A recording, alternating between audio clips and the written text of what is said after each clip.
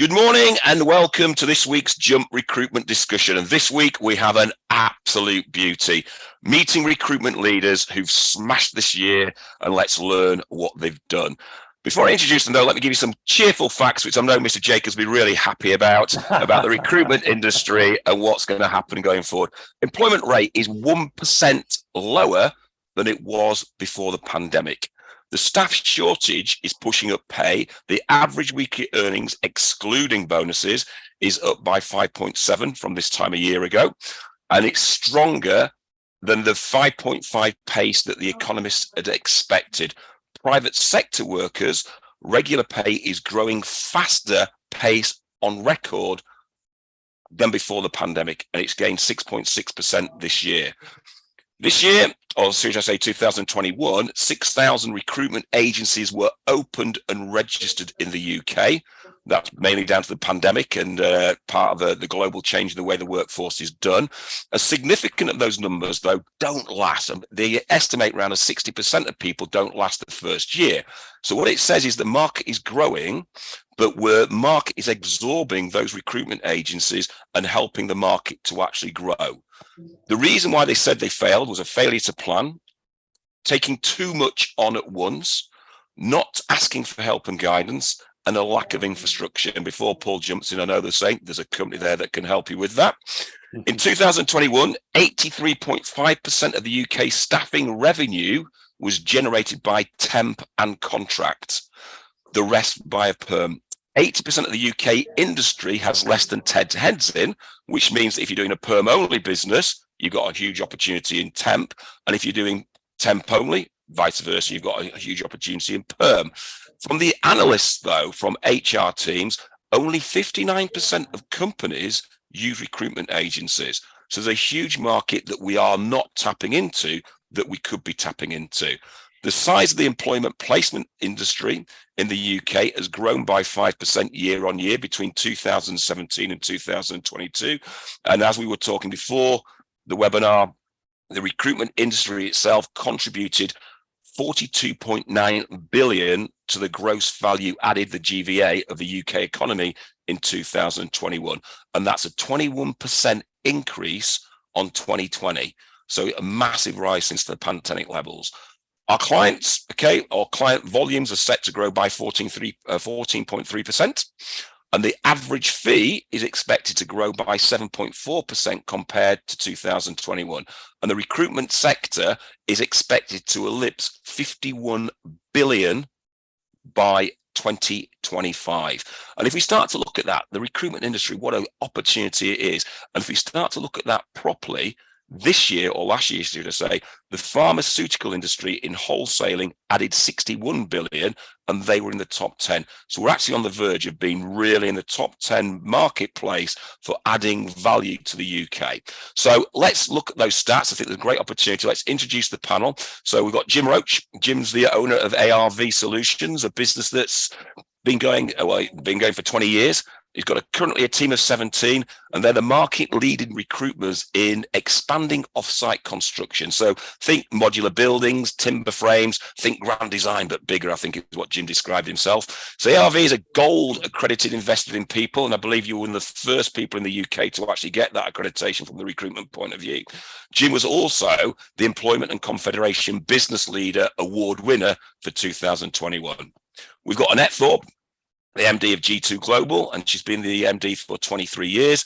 Her bio states that her remit externally is to promote G2 as one of the leading international legal recruitment consultancies across the UK.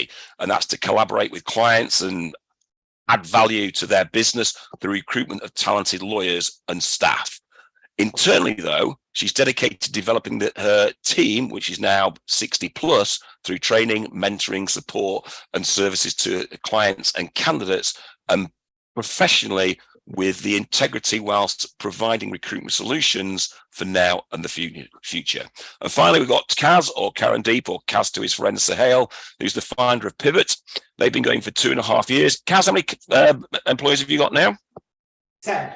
10. So again, getting to that point where most businesses have got between 10 or less from there, 80% of the recruitment market. Kaz describes Pivot as and embracing the modern way of working in recruitment, setting where I think what your setting is, you're prioritizing people over profit, aren't you, Kaz? That's what your catchphrase is. And they're looking to value-led business, championing trust, flexibility, autonomy, and innovation. He's a motivated, passionate business leader. He's been in the industry for over 15 years, successfully building search firms, and he's currently shortlisted for top staffing leader to watch out for in 2023, according to the World Staffing Agency. So we've got some right people on there. And we've also joined by Paul and Heather from Jump. Dave is, where's Dave? Dave's out in Portugal, isn't he? So enjoy. So let's kick off on the questions. Okay.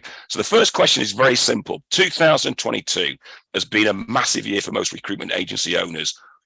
I've been already lambasted for this second part of the question. Quite rightly as well. What single thing would you say has led to your company's success? I'm going to go to Jim first. Yeah, you want the silver bullet, but there's a lot more than one. So I'm going to go with, other than the brilliant people we employ, it's really moving more and more towards a retained and exclusive model. Also turning that into a productized service, which I can go into later if you want. It's interesting, isn't it? I've been talking about this for years and years about the recruitment not being paid for recruitment, and you're talking about exactly that's the big change. And especially in that market that you're in that construction marketplace, that's a huge leap of faith from the marketplace to push into the retained marketplace. And what would you put yours down to? Thanks, Howard, and morning to everybody. I'm in great company this morning, so thanks very much for having me here. Again, like Jim, I think the first thing that I would say is definitely the people. Most important part of any business, and certainly with the recruitment business, is the people. But I think really what's helped us this year with regards to success has been about the strategy and the planning. We undertook earlier this year a good old-fashioned SWOT analysis, looking at what's worked, what needs changing, and what we could do better, and what those influences are, both from an external and an internal perspective. Bit of a sort of stop, start, continue philosophy, really. So yeah, I think the people, strategy, and planning, and I know that's three things, Howard, rather than one, but I'm going to amalgamate those into one. Well, it's all the same. I want that one, but we can start to leak into other things as well. Kaz, where would you say has been your big single thing then? Again, I think it's all, well, I'd say people is a big thing, but it's been driven by the people. What 2022 for Pivot was building on the foundations. We're obviously at a different stage in infancy compared to Annette and Jim. For us, it was all about actually increasing our traction, experience, brand, and getting our offering out there, not just at a macro level as a business, but as a micro level as individuals. And I think that we've gone a long way in doing that, actually sticking our head above the parapet and being transparent, communicating about why we're different. How are consultants different? How are they specialists? And myself actually doing it at a business level about how is Pivot different. I think the big things that have led to that are actually not just championing LinkedIn, embracing LinkedIn and putting a lot of posts out and content out. It's actually trying to use different mediums, podcasts, webinars, in person, getting our head out, getting our name out there through awards. And I think that has certainly led to our success. And what we did in the latter part of 2021, and I'd say the first half of 2022 really started to pay dividends. We started to see a return on that investment. It's not something you see overnight, but certainly in our year ends in September, in the last quarter of our year, we certainly start to see that traction coming to fruition. Both candidates telling consultants we're actually following you passively, people seeing what Pivot are about through a lot of what I've been doing, and then also clients seeing what we're doing and saying, well, we're not actively engaging in your content, we're not all commenting, liking, sharing, but we are following you, and we're really starting to see that starting to pay off. So what we're saying then, between the three of us, what we're saying then is that people is the primary thing that we've done. And then each of you as a secondary thing have done slightly different. Jim's gone down that paid avenue of looking at retained business and can we get better recruitment services. Annette's looking at how she's driving her business and actually putting a strategy in place to help that drive a business and get everyone look at the SWOT analysis, what the strengths, weaknesses, etc., etc. And Kaz, you've gone down that social media front about how to PR your business out there to the marketplace. Paul, Heather, have you got things that you'd add to that you think that would help on that front? I think all three guys have been very modest, which is, I mean, when it comes to Jim, that's a very unusual thing that I would say. Joke, Jim.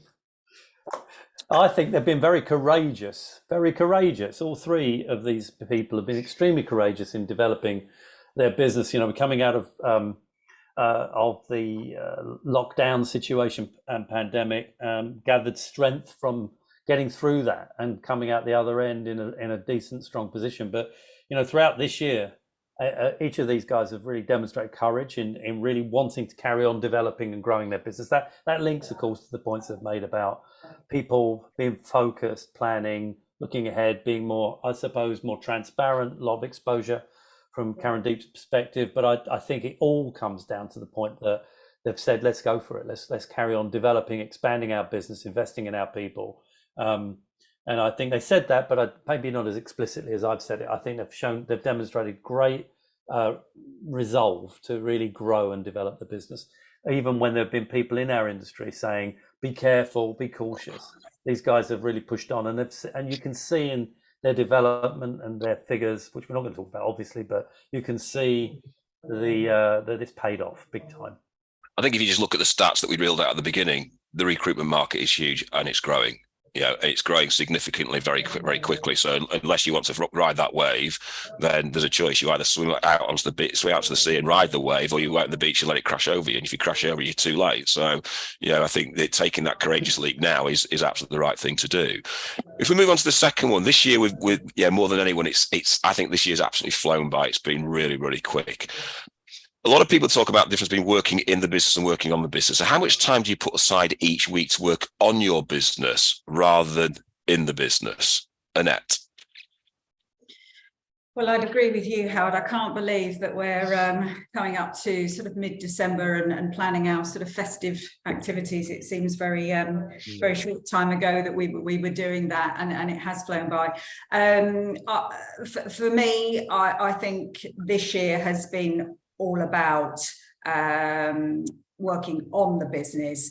It's been a long time, many years since I've been a sort of consultant, and I know that as a consultant you get very much entrenched in what you're doing, and that's all your focus is, focusing on your clients, your candidates, and bringing in the business and making the sales.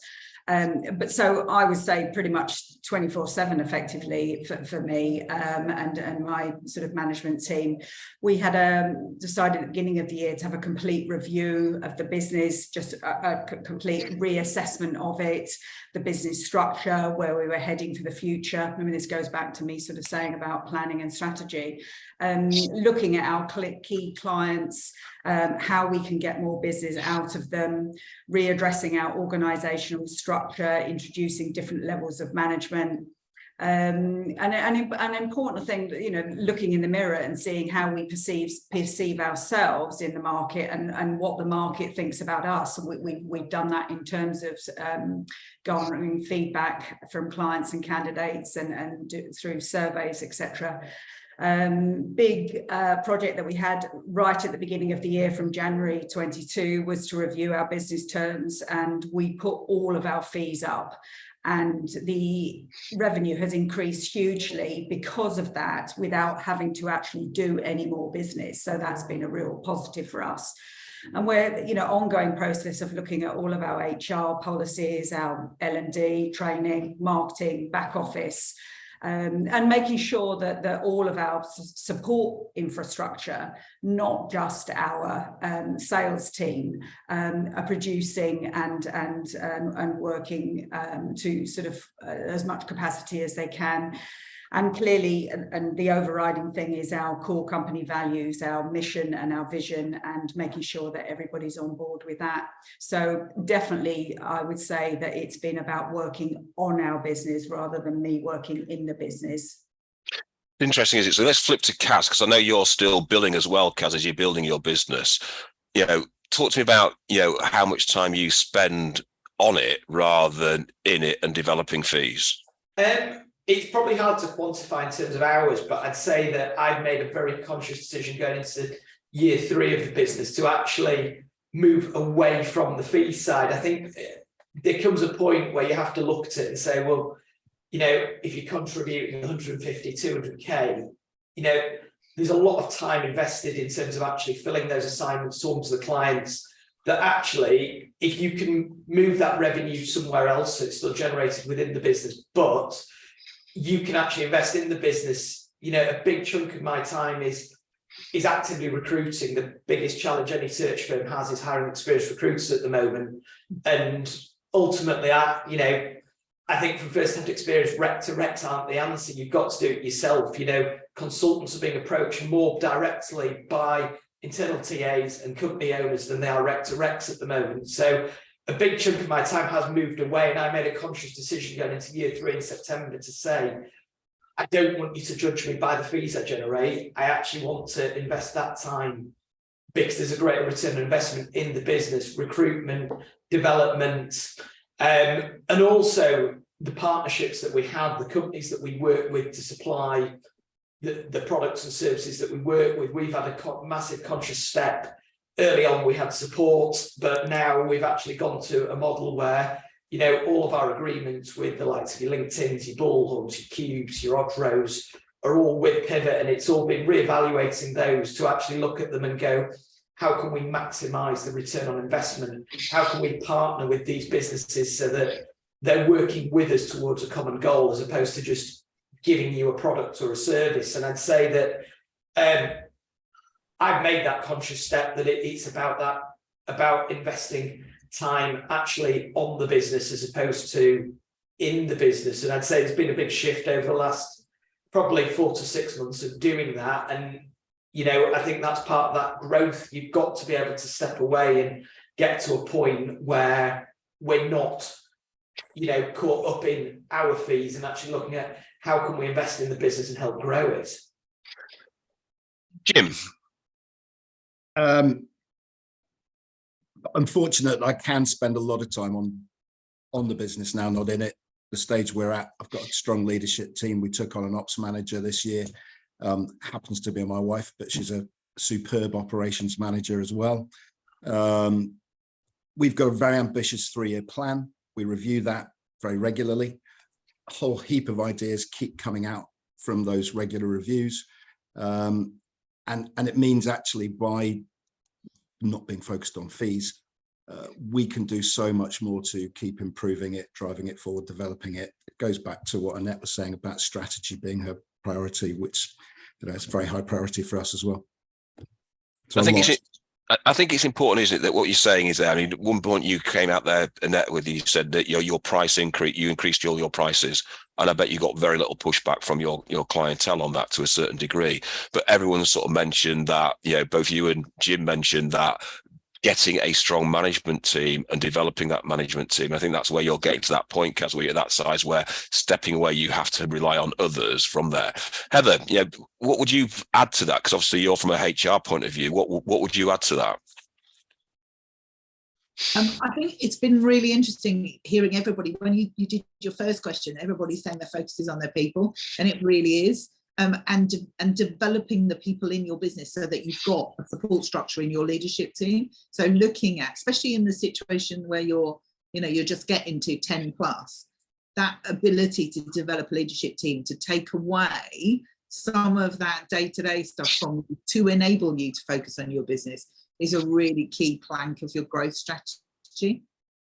It's interesting, isn't it? I'm looking at the clients that I deal with and work with, and the ones that have implemented a good management structure and then implemented training have all had huge years, because they've been able to step away from billing, as Kaz is talking about, and what Annette and Jim are talking about, to actually concentrate on building the business and delivering the strategy. And leaders understanding that they need more than just them to grow their business. So you've got to have a team of people. You can't be the hero in your business on your own. There's a complete ceiling at that. If you remain on a desk, there's a ceiling, a complete ceiling. And Kaz was saying, he felt it. There comes a point where you just have to transition away. But that's also true of the senior leaders, and something that I know a number of you guys have been working on, and getting some of the senior leaders now to be able to spend time developing their staff, developing themselves. Obviously, looking towards spending more time with clients and account management, which is key to development of the business. And at that point, you've got to start moving away from being on the tools, as they say in the trade. And so moving away from that. So as we move on then, if we look at sort of most recruiters entered 2022 with some momentum after the lockdown, how did you keep your team focused on your primary objectives, and what were those objectives? So Kaz, what were your objectives, and how did you keep your team focused on hitting those objectives? I think big objectives were clearly growth and development, both at a company level but individual level. I think at a company level, it's important. What was really important was actually to be transparent, communicate your objectives, and make sure that actually they were aligned to what your employees wanted to achieve. As a leader, you can want to achieve whatever you want, but if your employees aren't aligned to that, you're never going to achieve it. But I think a big chunk of actually achieving objectives came down to talking at an individual level to employees, understanding what they wanted to achieve, but more importantly, why. If people don't have a good reason why they want to achieve something, they're not going to achieve it. And the how is my job to support them in that. But part of our learning and development in 2022 has actually been, everybody went through a program which helped you and gave you the toolkit and resources to actually achieve your goals. But the start of that is all about, well, what do you want to achieve and why do you want to achieve it? And I think that's been a backbone to our success, that suddenly learning and development hasn't been about recruitment, it hasn't been about sales, it's actually been about building the mentality, the toolkit of, I want to achieve this is why. And then what we've learned along the way is the how. You should have an idea of what you're doing, a guideline, but don't fixate on it. Don't spend all your life planning, because you've got to have a degree of flexibility and resilience to be able to move with the times and deal with things. And I think that's probably the big thing. We've achieved a lot of objectives on a macro scale, revenue, amount of retained work, and growth. But I think a big chunk of the success and the reason we achieved it is actually realigning our mentality and mindset to, let's work with individuals on what they want to achieve and help them achieve that, as opposed to fixating on what we want to achieve as a business. So you're saying that you as a business owner then is the catalyst to igniting that growth mindset within your team and getting everybody on that growth mindset journey? Absolutely, because how many people actually have training resources and people invest in them when it comes to mindset, attitudes and achieving goals, versus spending time purely on the recruitment training? I'm not saying the recruitment training isn't valuable. Yes, it is. But how often do people walk out of their beginning of 2023 or 2022 meeting, and go, yeah, that's great, chuck whatever they do wanting to achieve to one side, forget about it because they've done the meeting. Whereas actually trying to understand what they want to achieve is more important, and helping them do that. Jim? Just as Kaz says, the why, I'm going to say it's about having the culture right. I hope we've got a culture where people do take personal responsibility for their part in the business. We're very collaborative, we're very communicative, people look out for each other. So that helps keep them on track. Having that clear plan as well, and having clear communication about that plan, listening to ideas and taking those on board and running with those ideas as well, also keeps people on track. So yeah, the primary objective is profitable growth. They all need to understand that and where they fit into it and what they get out of it too. So that's it really, culture first. So it's interesting. It's what you're saying is the profitable growth comes from having the right culture within the business and the right people within the business. And that goes a bit about what Kaz was saying about that alignment, objective alignment. But to me, it's more value alignment. Are your people aligned to your values? And what you're talking about, creating that growth mindset, is have they got the will to go beyond? And can you show them how to get beyond where they want to do? The skill we can train, and we can develop the skills from there, I think is what we're saying.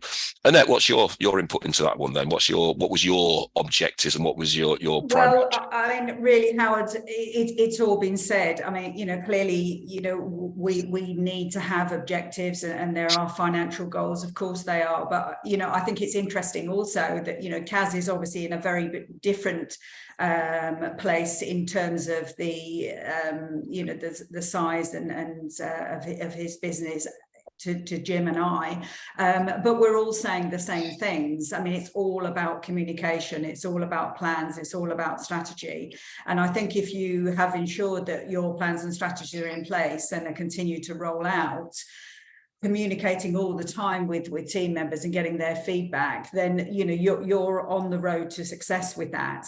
Clearly all the staff are the ones that are at the coalface. They're on the ground, they're the ones that are talking to clients and the candidates. They know what's going on in the market, so their input is absolutely invaluable. There's no point in as a business owner or leader having an objective if you don't think that your team are on board with it. You're just not going to be able to achieve anything. And you can't achieve your financial goals if you don't have some form of mechanism or structure by which you set out how you're going to actually achieve those goals for everyone, and that needs to be clearly communicated across the teams. So I would agree with everything that Kaz and Jim have said, and I think we're all on the same page. I think what we're saying then is what gets measured can be improved, but if you're then looking at the value of the people that you provide to them and you're communicating how those things are measured and how they can improve them, then it starts to create the journey, and they understand what part of the journey that they're on for the whole business. Paul, what have you got to add to that? Well, I think everybody said exactly what I would have said personally, but I think just to re-emphasize the point that the business about family values, value and behavioral alignment is so important. I had a conversation just before this webinar with another client who'd spent yesterday putting together a vision statement and so forth. And one of the things we discussed when this was a day with her people, was how important it is to emphasize that being supportive, empathetic, listening to people, being clear and transparent with communication, giving people lifelong career opportunities, developing them in the business, and so forth. Those things are not small things, and neither is having fun at work, by the way, which is something else we discussed earlier, because goodness knows we spend more time at work than we do elsewhere. So it cannot all be stressful and intense. You do have to have moments where you have some fun, and I think it sounds trite, but that is important. So I think this point about cultural alignment and getting a family unit, especially when you're working as an SME, is vitally important, and something that you guys have said, and I would endorse. It's interesting, isn't it?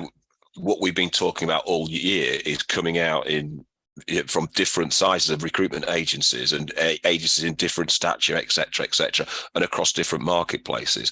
And it's interesting how many clients do we meet, Paul and Heather, where we get the strategy out and it's covered in dust and it hasn't been looked at, and they're wondering why they're not growing and not scaling. Is because they're not sticking to a roadmap and being have that rigor in the business to deliver that roadmap.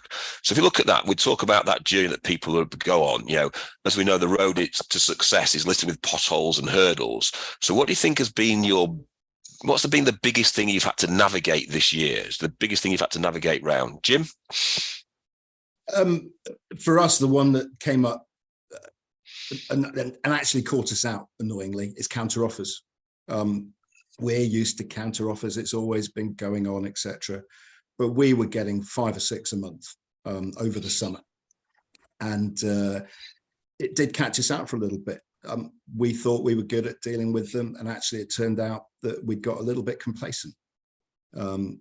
Also, the counter offers had got a hell of a lot better or bigger. So we had to rapidly respond to that, identify it firstly, get staff retrained again, refocused on it, talking to candidates right from the outset, covering it all off, and it dropped overnight. But that sent us off a little bit. We couldn't understand why we weren't making huge amounts of money for a couple of months when we were getting so many jobs, so many interviews. So yeah, counter offers caught us out for a month or two. But training, and the key thing was really noticing what had gone wrong, responding to it rapidly. Interesting, isn't it, that counter offers are always a problem. I remember sort of before the pandemic, working with a client that again had a similar problem with counter offers. And when we started to look at it, it was the pre-close and the trial close that they weren't doing, that then when the counter offer came, it was almost a shock to them. They'd almost sort of become blasé to the point. And I think it's that sort of keeping everything afresh and retraining. Annette, what's the biggest hurdle that you've come across that you had to navigate this year? I'm not sure there's one specific thing, Howard, really. I think we have to accept that there are always going to be challenges. I mean, like you, Jim, we have those issues as well about counter offers, etc. And I agree with you. It's all about training and how you sort of approach that. But as I say, I think if we're accepting that there are going to be challenges, we always talk about recruitment as being a roller coaster. There's always going to be the peaks and the troughs. And it's obvious that it's much easier to manage a business and be in the business when the peaks and the good times are happening and you're having successes. But I think, the test for a really good recruiter and a business owner or leader is actually how you navigate and circumvent the troughs, when things aren't going so well in the downtimes. And with that, I think it's about attitude and showing resilience. I mean, resilience obviously is a very big word within recruitment. And I don't think you should be in recruitment at all unless you are a glass half full person. I'd go as far to say you need to have that glass filled right up to the brim. And despite all its challenges, you need to remain really upbeat and positive, motivated, enthusiastic. That's both internally and externally, and you just need to shine. I think the saying goes that there's, it's not how many times you've been knocked down, it's how many times you get back up again. And I think with any challenge that you've had, that is testament to how successful you're going to be coming out of it. So nothing specific, but, that's a very sort of generic response, really. But it's nice to quote Rocky Balboa. Is that how it is? It was Rocky Balboa, yeah. It was a Rocky Balboa, I think, in Rocky 3. But there you go. Gaz. I think I'd say that there's two things, one internally and one externally. And I think externally, it's candidate scarcity. I think, obviously, touching on what Jim was talking about, counter offers, it's a sign of candidate scarcity. Employers recognising they'll do everything to keep their employees. But having a real shift in mindset from a consultant perspective to, candidates are actually gold dust. You've got to really look after them. They're hard to find, but changing a mindset of let's get coverage on roles to actually let's get coverage on candidates. If you've got a good candidate, you've got to get them out to as many companies as possible, because if you've just got them to one role, it's not good enough because somebody else will have probably got them to others. So I think candidate scarcity is like the biggest challenge that everybody's probably suffered from across all markets. And then aligned to that is actually keeping your own employees engaged. You've got to accept that whether it's rec to recs, other company owners, they are knocking on your experienced consultants' doors, and you've got to keep them engaged. You've got to make sure you understand what they want, and you've got to be delivering on it. If they're bought into your culture and your values and you're not delivering on that, somebody else will be knocking on the door. And we've gone a long way in terms of, I guess the last bit of our jigsaw is we offer the best and most achievable commission structure, earning potential, but looking at our benefits. And we actually went to our consultants, brought an external consultant to understand, well, what benefits do they want? And rolled out a benefit schedule that was aligned to their expectations, not mine, because you've got to do everything you can to keep good experienced consultants. Or I'd say a lot of recruitment companies out there are looking for experienced consultants. And if you're naive to that, and there's a business owner and you think it's not happening to your consultants, you will lose people. And I think getting to a point where your consultants are sending the messages on saying, I've been approached by this rec to rec, or been approached by this company TA or this company director, is a big way to actually navigating that hurdle. If they're comfortable sending it on, chances are that they're happy where they are, but you've got to be constantly acknowledging it and evolving to make sure that your employees are engaged and happy with you. And I think it's that difference, is it, between that instant panacea of bringing in a recruiter, but have they got the values and have they got the will, as well as the skills to align to the business? Or is it bring the person in with value and will and then train them how to recruit? And there's a big conversation there to be had between the difference between those two, because it's really hard to understand the difference, and training people, and that is all about the value whether you bring people in. Heather, you want to add to that? Because I think you've just sent me a little bit of a round of applause for that comment. It was just to say that I think the answer to some of the earlier questions really links to the answers to some of these, because if you've got a plan and a strategy, like Annette was talking about, and that you're working in your business, then these things that come along, first of all, you notice them, so you know what they are. So Jim, you spotted immediately what your problem was. So being really alert to and working on your business and being alert to that kind of thing. And when you've got a plan and you know what your goals are, these are bumps in the road, right? They're bumps in the road. They don't have to knock you off track. You just deal with them and you get on with it. And I think that's one of the big challenges we've got coming right next year, is that helping consultants to see that the turmoil and what they're hearing on the radio and in the newspapers and on social media, constantly giving negative messages about what's going on in this country, keeping them online to say, bumps in the road, mate, still massive opportunity for us, and we can still carry on, and we'll meet our goals and we'll smash our goals, because actually there's such a huge opportunity to come. And I that they it's joining everything up for me listening. Which is why I was round of applause and you, Howard. It feels very joined up. The first for you, Howard, that really is. I'm glad this has been recorded. Well, they gave me a round of applause. Yes. Yeah. Well, I think it's really interesting when we start to listen to what our three guests are saying. We're saying it is about the people. It is about developing the people. It is about looking after the people. But it's also giving them a structure to work in. And I think it's having that disciplined structure to work in, that within that structure, you've got the autonomy that they can deliver in their own personal way. And it's allowing them to do that, which allows them to work. And it's having that discipline to do those type of things all the time. But as Jim said there, spotting it early. You can't spot things early if you're working in your business all the time rather than working on your business, because you're too busy in the minutiae of filling jobs rather than actually looking. So sometimes having that external view, etc., or lifting yourself out of your business and having that open conversation of what's working, what's not working, stops those hurdles and stops those potholes getting bigger and bigger and bigger before they become so big that you can't get over them or can't get through them, etc.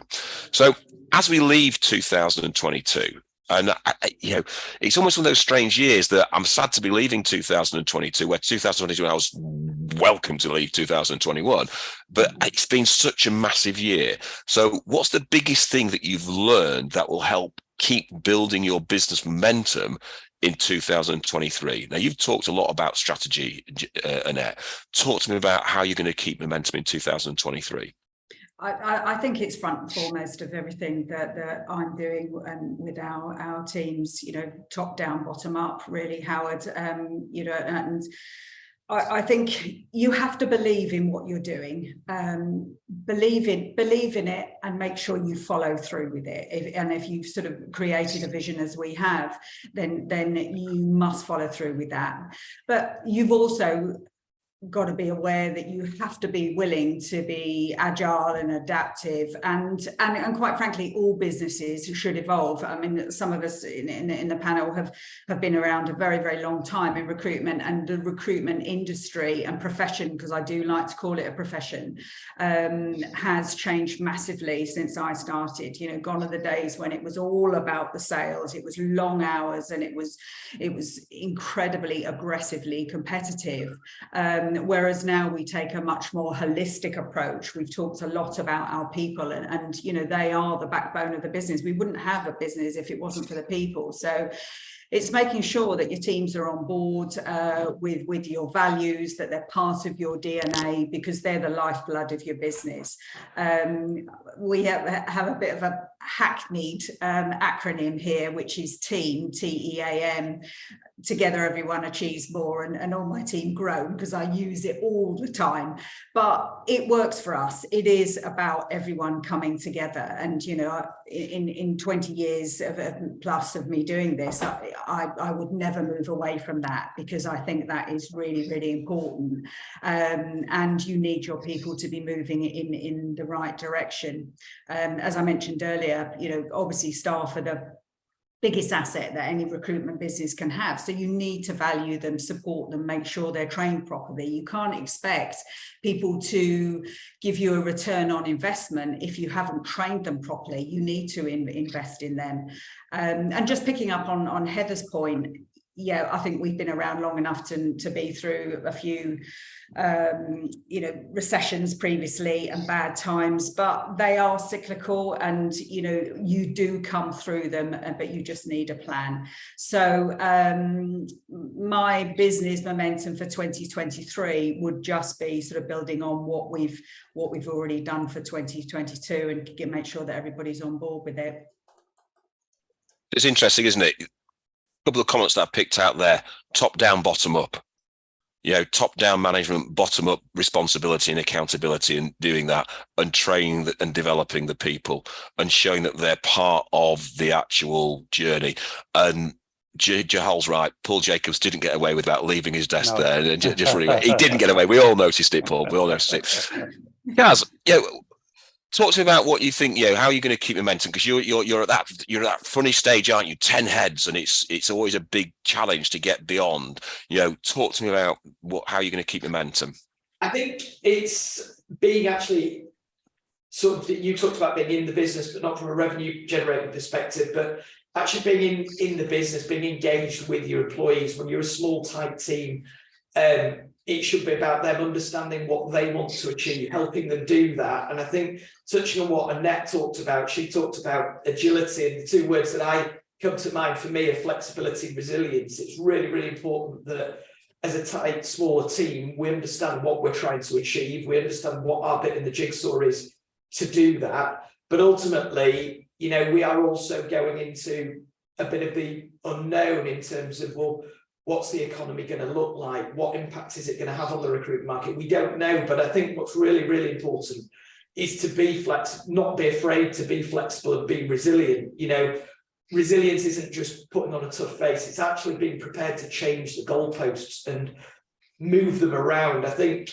we actually had a lady called Victoria Humphreys do a whole session at our end of year about what resilience is, and she was part of the first female expedition to the Arctic, and she talked about the fact it's about resilience is moving goalposts. It's not, you shouldn't be afraid to move those goalposts to where they're best aligned. It's not a negative thing to realign your goals, because sometimes you can be banging your head against a brick wall, achieve less, focus on this single goal because you feel it's failure to move that. So I'd say for me, it's about understanding what we want to achieve, communicating what we want to achieve as a business, but ultimately being engaged with everybody on an individual level and helping them achieve what they want to achieve. And if they, you know, if we have to move goalposts because markets change, conditions change, you do that, but you're more likely to achieve more with that attitude and that strategy than being fixated on something and being hell-bent of, I'm going to do everything I can to change it, to achieve it. So I'm going to hang on to that thought. Jim. I agree. I mean, the thing I was going to say was react to changes fast. Actually, that is facilitated if you've got your company culture right, where you've got a culture of continuous improvement, constant change, constant development, constant innovation. When change comes along, people accept it because it's the norm, and they also know that all the things that are precious to them are going to be kept. So yeah, react to changes fast, not knee-jerk, but certainly not delayed. It's a lesson I think we all learned back in March, April 2020. We had to react to at lightning speed. Prior to that, I was probably more of a prevaricator, more of a, you know, let's give someone the benefit of the doubt. Let's see how this pans out. My decision making is getting faster and faster, and into 23. My aim is don't delay any decisions. So it's interesting what everyone's talking about there is making decisions. And what Kaz was talking about was, if you look at, they say, the pestle forces, you know, political, economic, social, technological, legal and environmental, you know, you look at those as the pestle forces. Lots of them we can't affect until it actually lands on our doorstep. So don't worry about them until it lands, but then take the quick decision, which is what you've come to there, and do something very quick about it. Otherwise, it does start to drag you down. But if you're not looking out for these things, and that's the part of the strategy, to be looking out the things that can maybe be a threat to your business. So is the political and economic situation at the moment in the UK a threat to the business?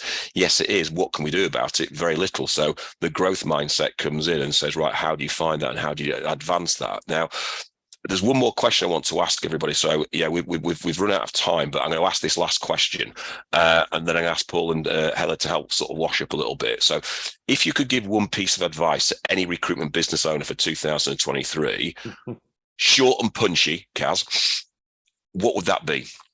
Have a clear understanding of what you want to achieve, why you want to achieve it, communicate it at a business level, but understand it at a consultant level and work with people to achieve those goals. So it's interesting. Understand it from the business level, and then understand it from everybody else's level as well, so they can see what's in their pot. Jim. Take time to sit with the team at their desk, understand what they're doing day to day. So yeah, we have talked about the big picture stuff, the strategy stuff, but also, just as Kaz was saying, the most valuable week I spent this year was I spent a week with each of our teams at their desks, seeing what they were actually doing minute by minute, day by day, not nitpicking, not criticizing it too easy. I learned so much from that, where the issues were, where the potential was. It's interesting, isn't it? Because you get, as a biller, you become a little bit used to just doing it and doing it and doing it. And even though you see a block or something that's a bottleneck within the business, you just sort of navigate around it. But as you sit there as an owner, you're thinking, hang on a minute, if we remove that bottleneck, we can do so much more. And by spending time, that's really important. That's a really interesting point. Annette? I'm going to say love it. Have fun. I think it should be fun, and obviously you achieve greater results if you're happy in what you're doing. If you're not passionate about recruitment, don't do it. If you have just started your business, as I mentioned before, I think you need to believe in yourself and go with your gut. Don't make it all about the sales and the money. I mean, obviously that is what we're here to do, but if you've got good people around you, those sales will come. But I think also really, really important is don't be afraid to ask for help.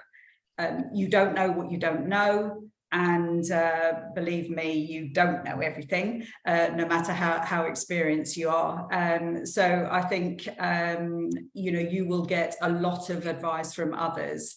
And on that note, I'll do a blatant plug and a vote of confidence and say engage with the Jump team, because what Howard, Dave, Paul and Heather don't know about running a successful recruitment business, it's not worth knowing. So I think ask for help, be passionate about what you're doing, and just have fun.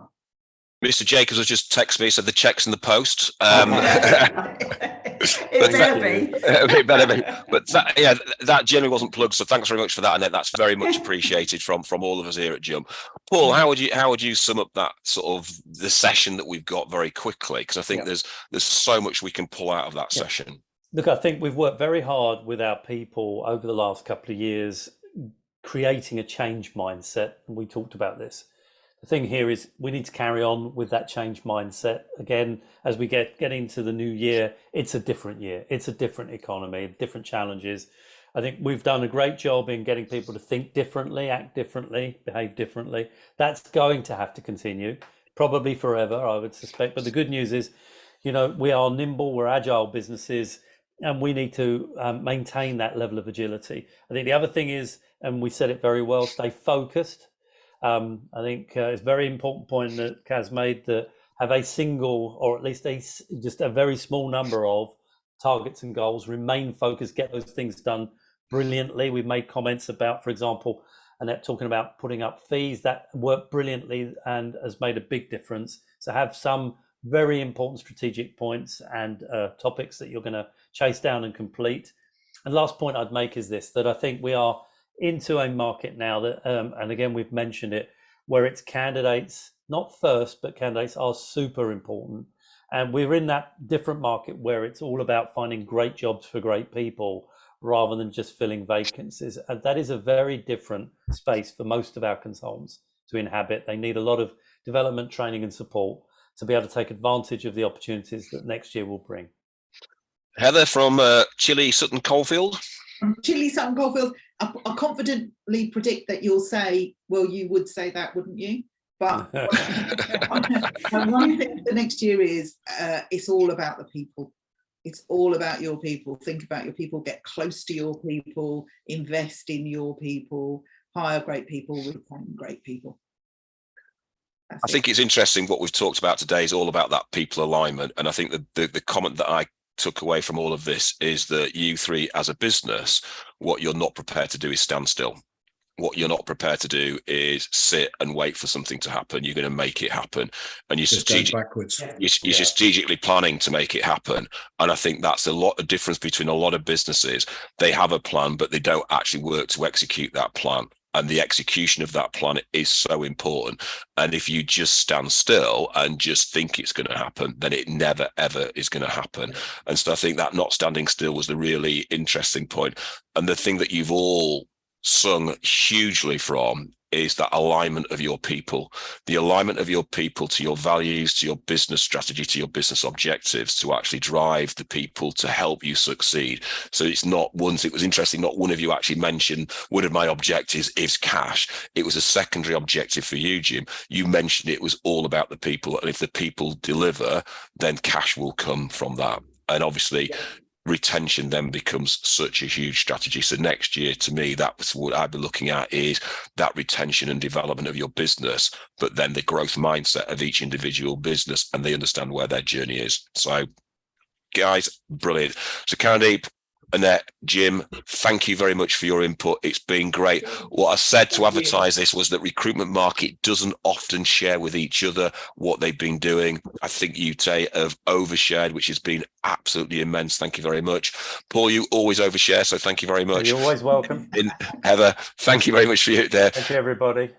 Ladies and gentlemen, next week we have our last webinar of the year, and it's going to be a Jump team webinar, and we're going to talk about what we think has been good for this 2022 and what we think will be right for 2023.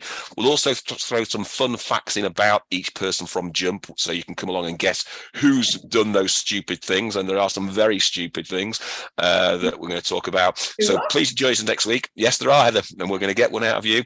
So please join us next week. Again, Kaz, Annette, Jim, thank you very much for your input. Thank you very much. Thank you, everybody. You're wonderful. Thank you so much. See you next week, guys. See you, everybody. Take care. Bye.